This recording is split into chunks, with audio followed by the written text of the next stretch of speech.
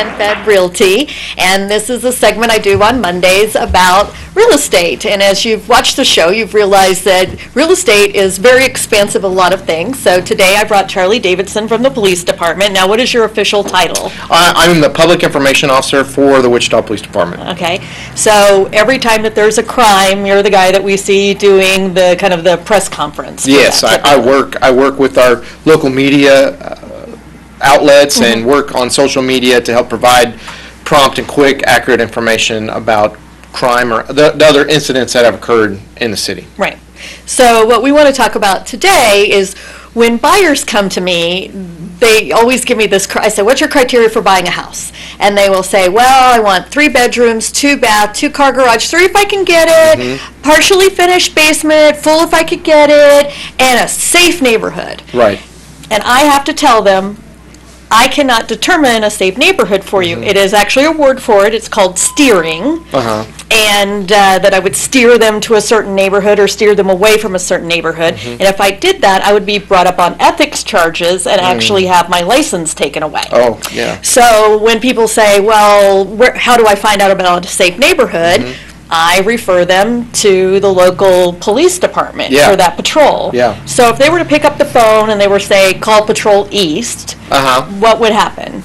You know, they could call Patrol East and get in hold of their community policing officer or perhaps the officer that patrols those areas and just ask them some information. You know, we get a lot of these questions ourselves about individuals that are moving to Wichita that aren't familiar with the area. They may ask, well, what is this area like? Can you give me some information? And you know, we really have to let them take a lot of research on their own, because a lot of crime sometimes it's just ebb and flow. And it can be a crime of opportunity, it can be ebb and flow. Somebody's been released and they start committing the same type of crimes they had before. Maybe somebody was just taken into custody, so there's a reduction in those crimes.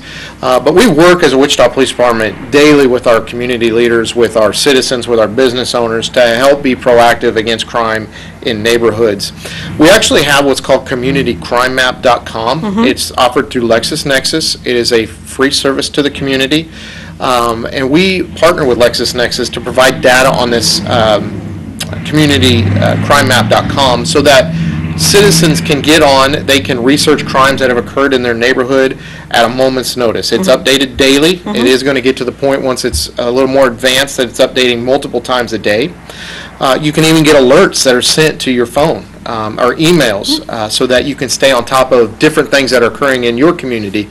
So that would be one really good resource that citizens could use if they're looking to buy a home in a certain area to just kind of research what has occurred in that area. For instance, about a couple of years ago, I live in a neighborhood and my lawnmower was stolen. And so I thought, oh, I'll just go borrow my elderly neighbor's lawnmower and mow both of our yards. Well, we went to the garage and her was stolen. So we went and knocked on the neighbor's next door. His was stolen. Right. And so we realized that somebody had started at the beginning of the block, I live in the middle, and just worked their way down.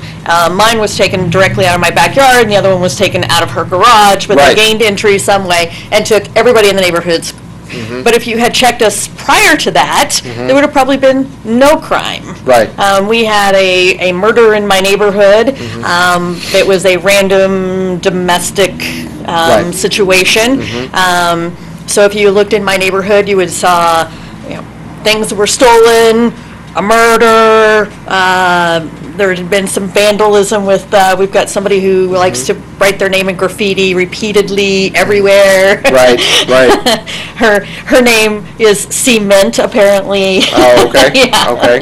And so, but if you looked at that crime, you would go, okay, maybe that's not the neighborhood I want to live in. The other thing that I would suggest is knock on a neighbor's door. Yeah. Is if I was buying the house in the middle, I would go knock on this neighbor and say, really, what is this neighborhood like? Sure. And are there kids in the neighborhood that would fit my kids' ages? Are there? Yeah. And the schools are a good resource for that as well. Exactly. And the Community Crime Act actually has 5 years of data. You can go back 5 years, so you can really do a lot of research over that area and kind of see what crime trends have been. We work very hard as a police department to look for crime trends, not just something that's occurred over a weekend, but something that's continually occurring, and how can we work with the community to help reduce that crime or eliminate that crime trend as well. And another thing, no matter where you end up buying your home or purchasing a home or renting a home, whatever the case may be, we want to encourage you as a police department, get involved with your neighborhood. Get involved with your neighborhood watch if there is one. Get to know your neighbors.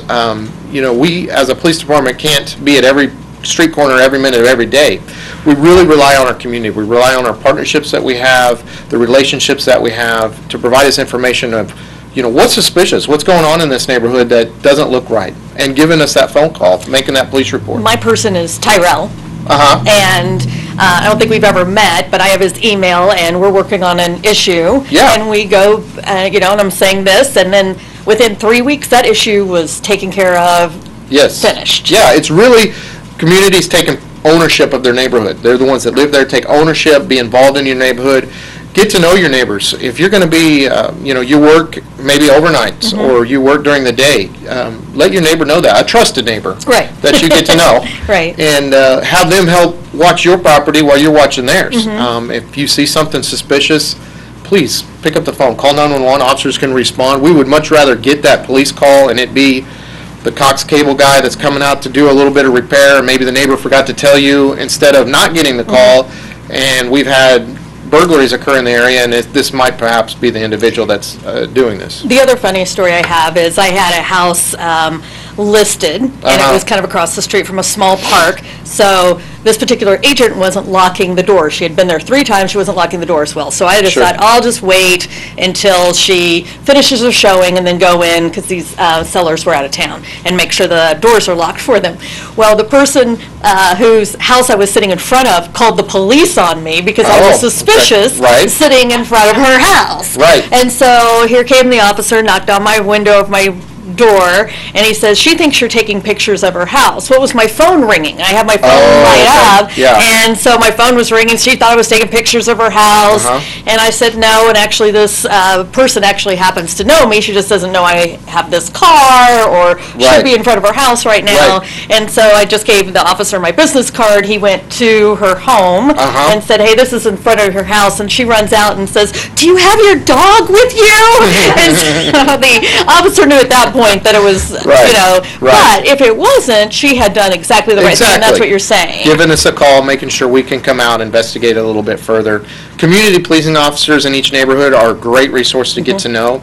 If you don't know who the community policing officer is for your neighborhood, you can call your area police station, either our northeast, south, or west. They will give you that information. Go to the Wichita Police Department, go to the App Store, download the Wichita Police Department app, and you can look right on there as well at who your community policing officer is. And Wichita.gov also has all of this information. It's a huge resource. I use it a lot for my newsletter. In fact, if you want on my newsletter list, give me a call, 316-214-1121. We'll see you next week.